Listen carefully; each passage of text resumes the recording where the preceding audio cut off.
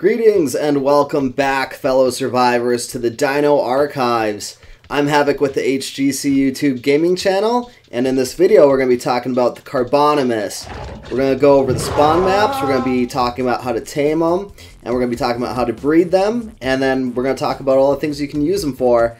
And then, as always, at the end I'm going to judge it on its overall usefulness on a scale from 1 to 10 compared to all the other dinos in Ark. You can find timestamps down in the comments section, so you can just navigate to whatever section you want. And that's it. I hope you enjoyed the video, and thank you so much for your viewership. The Carbonemys can be found on 4 out of the 5 available Ark maps: the Island, the Center, Ragnarok, and Aberration. They're commonly found on beaches, near rivers, and not too far from a water source in general.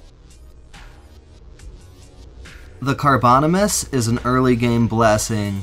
They come with a lot of natural defense in the form of its shell, so it's a tame that can keep you much safer from raptors and dilophosaurs in the early days of a new file. One of the great hassles in your first days in Ark is collecting enough narco berries to tame anything. While some people prefer to go straight for a trike, others may want to first get a Carbonemys. The turtle is by no means the greatest at harvesting berries, but if you level up its melee damage, it will save you a lot more time than picking berries by hand. They're also okay at gathering thatch from trees, and they're probably better at it than using a stone pickaxe, but probably not as good as a metal pickaxe. One thing I really like using the turtle for is base defense. Simply put the Carbonemys on passive and then whistle some damage-dealing creatures to follow it. Make sure the creatures that are following the turtle are on aggressive, and set them to whatever targeting distance you like.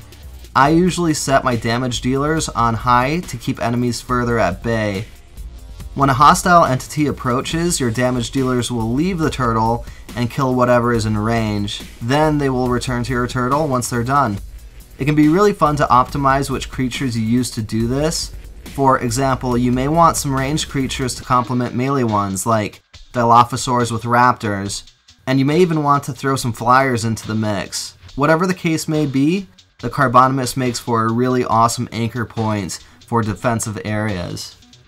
The turtles themselves don't output a whole lot of damage, but since they have such an affinity for natural armor, they can take some punishment before getting critical. I don't recommend using a solo Carbonemys for anything tougher than a Carno, but that will all depend on your turtle's stats. Another thing to mention about combat is to be aware of raptors while riding a Carbonemys. The raptors can now dismount you from the turtle and attack you on the ground for a good deal of time.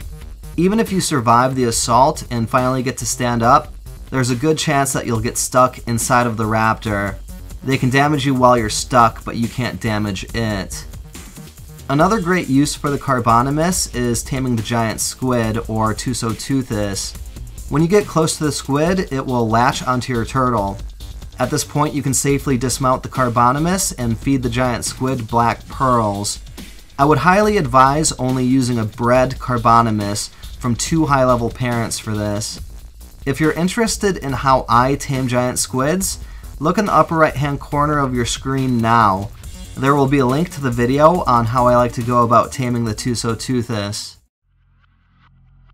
Taming the Carbonemys is easy. They're slow and can be knocked out fairly efficiently, even with a simple slingshot and stones. They can't be picked up with an Argent, but if you have a Quetzal or Wyvern, you can. Since I have the luxury of a Wyvern, I used it to bring the turtle back to my own private taming pen. If you need to tame it on the spot, try to make sure to protect it through the taming process by setting up a barrier of wood spikes or metal spikes. They don't wake up very fast, but you'll probably need to keep it under with narco berries or narcotics before it's done taming.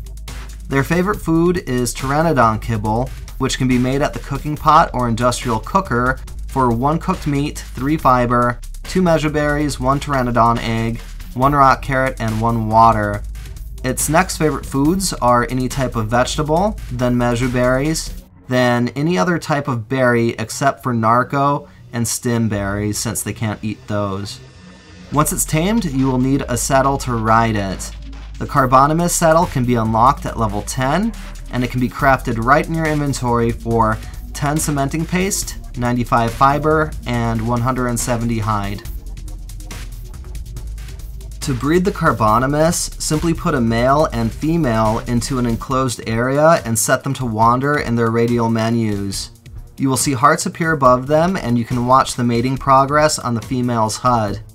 It will only take a few minutes before the female lays a fertilized egg, which you will then need to incubate before it will hatch. When you lay the egg on the ground, you will see on its HUD what it needs to incubate. It will say too hot, too cold, or incubating. If the temperature is too hot or too cold, the egg will start to lose health. Don't worry about it too much though, as the egg's health has no effect on the offspring whatsoever.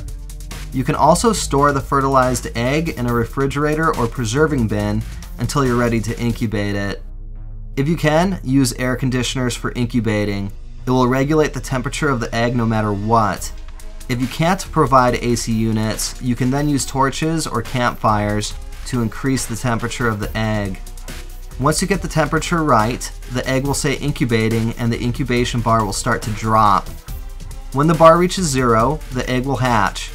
Go up to the baby and imprint on it, name it, disable wandering on its radial menu, and then make sure to put berries or vegetables in its inventory for it to eat. If you forget to put food in its inventory, it will starve to death. Stay with the baby for a little while until you can put several stacks of berries or vegetables into it. Look at the baby's HUD and notice how much time until it wants care, and set an alarm on your phone.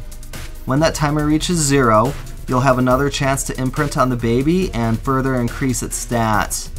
If you're lucky, it will simply want to go for a walk or cuddle. If you're unlucky, it will want a type of kibble that you don't have. If it asks for a type of kibble that you don't have, you will no longer get to increase its stats. If you do have the type of kibble that it's asking for, put it into the 0 slot of your tool belt and feed it to the baby. If you successfully imprint on the baby, notice the wants care timer again and set another alarm. Repeat this process until the baby is fully mature or imprinting hits 100%.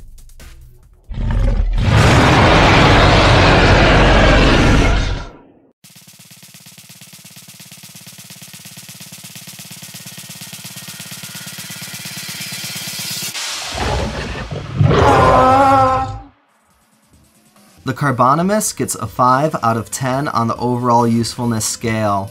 They can walk on land and swim in the water. They come with a lot of natural armor and can take a lot of punishment. They're great for anchor defense. They are decent for collecting berries early game. And they are my personal go-to dino for taming the Tusoteuthis. The major drawback of the turtle is its speed. It is very slow on land and not much better in the water.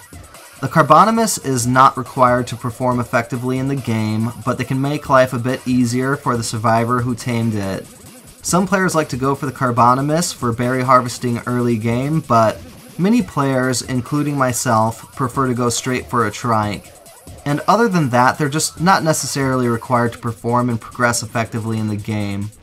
So, what do you think? Is 5 out of 10 a fair overall usefulness rating for the Carbonemys?